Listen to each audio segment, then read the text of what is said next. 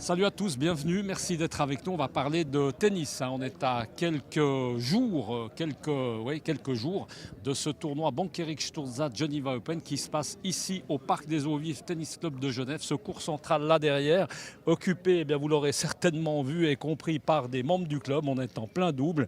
J'allais dire, rassurez-vous, ça n'est pas encore évidemment le commencement de ce tournoi ATP 250 dans lequel on a ce soir beaucoup de plaisir de recevoir le directeur du tournoi, Thierry Grain. Salut Thierry. Salut Michel. Merci beaucoup d'être avec nous. Ça commence à être habituel. Combien de temps ce tournoi que tu le diriges, Thierry? Alors c'est la 5e édition. Donc voilà, le terrain central va un petit peu changer parce que dans 3 semaines, il y aura un immense gradin qui va garnir ce terrain. On monte combien de places, Thierry? Alors il y aura à peu près 3500 places sur le central, ce qui laissera évidemment la possibilité à plein de fans de tennis de se rendre ici au Tennis Club du Parc des Eaux Vives. Grosse infrastructure, je vais y arriver. Ce soir, c'est l'occasion de reprendre un peu contact avec les partenaires, avec les gens qui aident le tournoi. Ça, c'est quelque chose qui est évidemment fondamental, super important. Effectivement, c'est fondamental. Donc ce soir, c'est un petit cocktail qu'on organise pour tous les sponsors du tournoi, les partenaires, les bénévoles, les soutiens du tournoi. C'est un petit peu le lancement de l'édition 2019. Et puis, ça nous fait très plaisir d'avoir tout le monde ici autour d'un verre. On reconnaît Marc Rosset là-bas qui part, qu'on aura évidemment l'occasion d'avoir tout au long de cette semaine de tennis, on va le rappeler, mais qui va se passer ici donc au Parc des Eaux Vives du 18 au 25 mai.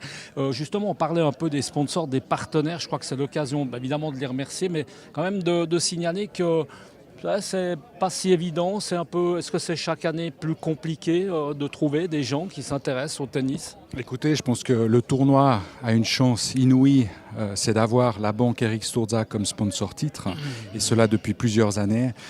C'est vrai qu'en la personne de Eric Sturza, qui lui-même est un ancien grand joueur de tennis et un passionné, sans lui et sans sa banque, l'organisation d'un tel événement serait tout simplement impossible.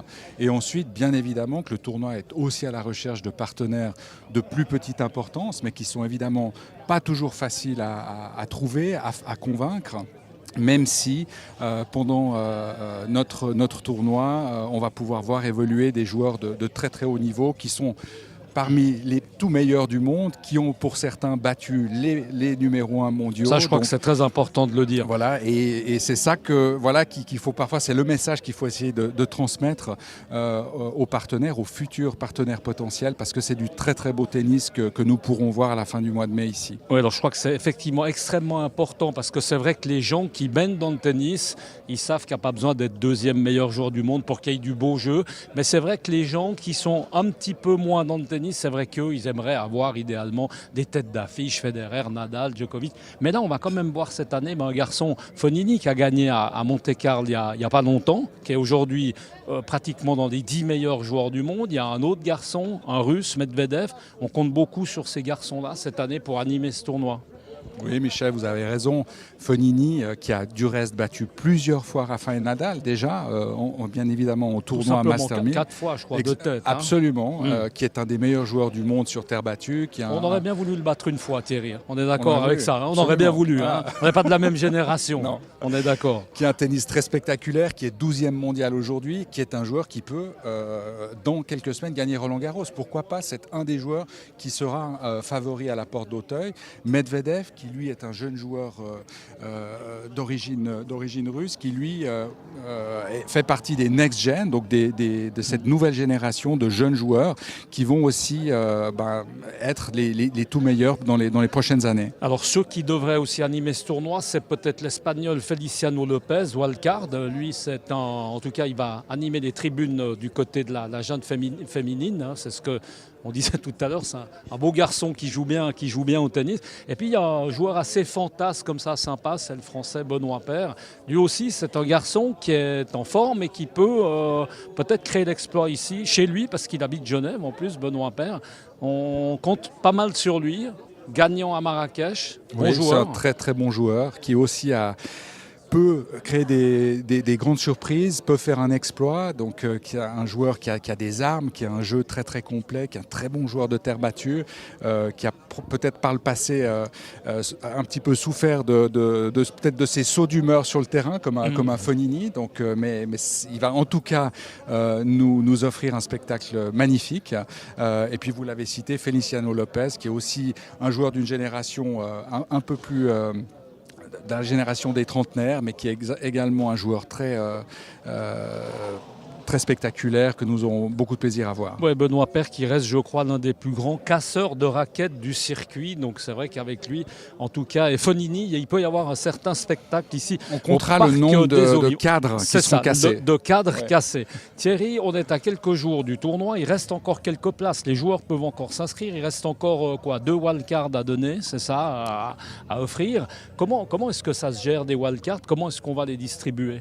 Alors ces 2 invitations, elles vont être réservées évidemment à des joueurs de très très haut niveau qui auront envie de jouer un tournoi encore avant le rendez-vous de Roland Garros. Et on espère bien évidemment avoir des têtes d'affiche. Rêvons un peu, pourquoi pas Stan Wawrinka. Parce que justement, on pourrait l'espérer évidemment s'il souhaite jouer avant Roland Garros. Donc il y aura bien évidemment une wildcard qui sera à sa disposition.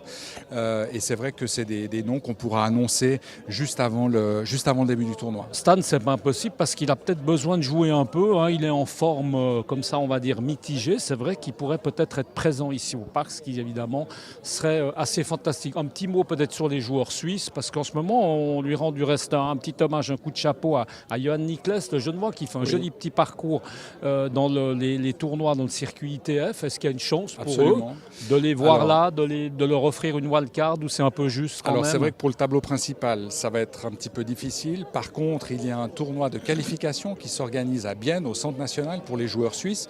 Et le vainqueur de ce tournoi de qualification obtient une invitation pour le tableau des qualifications du tournoi de Genève. Alors, tout espoir n'est pas perdu pour notre ami Johan Nikles. En tout cas, on espère le voir là. Évidemment, c'est un tournoi où il y aura des simples et des doubles. Vous l'aurez compris, au niveau des renseignements pratiques, les billets, on en trouve encore, oui. Oui, on en trouve encore, et c'est à la FNAC, donc vous pouvez vous y rendre directement ou même via Internet. C'est possible d'obtenir les billets pour le tournoi auprès de la FNAC. Alors précipitez-vous, puis en tout cas ce qu'on espère, c'est que le soleil évidemment sera toujours de la partie, parce que là c'est un temps absolument idéal pour pratiquer ce magnifique sport de la petite balle blanche. Merci beaucoup Thierry d'avoir été avec nous, directeur de ce tournoi Banque Eric Sturza Geneva Open, à suivre ici au Parc des Eaux Vives du 18 au 25 mai. À très bientôt, et nous serons là tous les jours pour vous faire vivre ce tournoi ATP. À bientôt. Ciao.